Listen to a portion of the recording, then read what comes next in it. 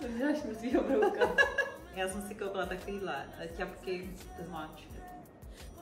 Tak tady hned první název tu máš z Zary a stály 120 korun. Takže Moc nevydržej, no, že se to zničí. Po koberci bych tomu chodila. Něco lepšího. Já ještě půjdám.